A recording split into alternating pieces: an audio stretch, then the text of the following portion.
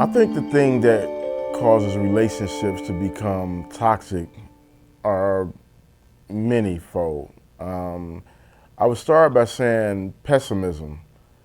Being around people who are pessimistic about life is, to me, one of the greatest obstacles that stands in the way of greatness, success, whether it's in the workspace or whether it's in your personal life.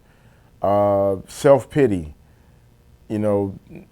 People who tend to wallow in self-pity are, to me, some of the most toxic, especially if you have close proximity to them in intimate relations or your workspaces, because that energy begins to translate and it dims the room, and it just really is unsettling. To me, I think it's one of the things that we don't evaluate enough in our lives are the people that we allow to share our mental space.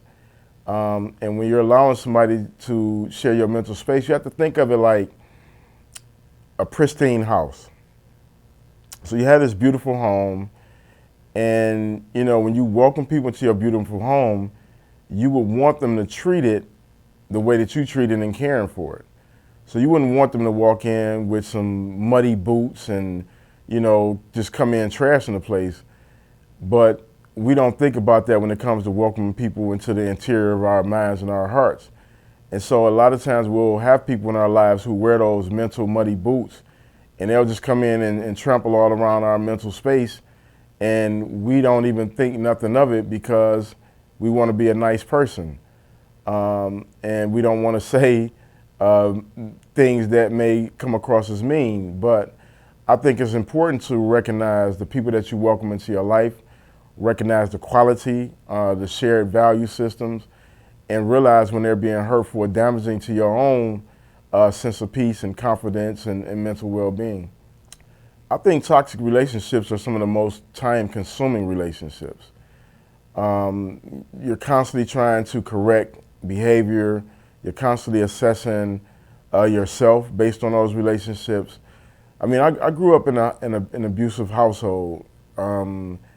And the abuse that probably had the biggest impact was the things that was said to me and how I replay those things over and over in my mind. So you spend so much time in your own head, second guessing yourself, doubting yourself, and you can't be as productive and as successful as you're capable of as long as you're allowing that energy to take resonance in your mind. And it impacts every aspect of your life. You're not showing up as your full self. You can't be happy, and even with the idea of happiness, I think that we are delusional about what happiness is. It's not this sustained thing, but it's access to a part of ourselves that allows us to have joy. And so when you think about what do you need in order to have that, it has to be fulfillment. And you can't have fulfillment in your life, in your workspace, as long as you have toxic people occupying those spaces. So I think the way that you prevent a relationship from becoming toxic is you have to set real boundaries. Those boundaries start with what are the expectations, what are the rules of engagement, what is acceptable behavior, what is acceptable treatment. And that starts with you setting the standards for yourself. How do you show up in your own life? How do you treat yourself? What do you expect from yourself?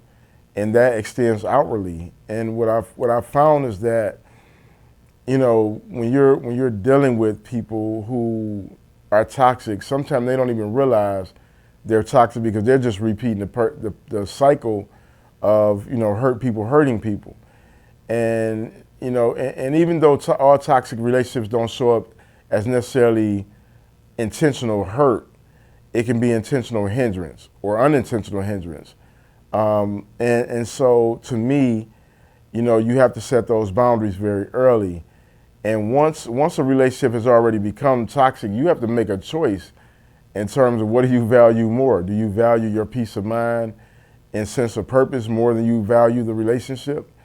And once you recognize what you value, then you have to share that with a person that may be toxic in your life. And what I found is that it is very hard for people to end friendships. It's very hard for people to work in an environment and not communicate or interact with a coworker, even though that coworker may be toxic. So it takes a certain level of courage. It takes a certain level of value of who you are as a human being to say, you know what, this isn't working and we need to sit down and we need to talk about this.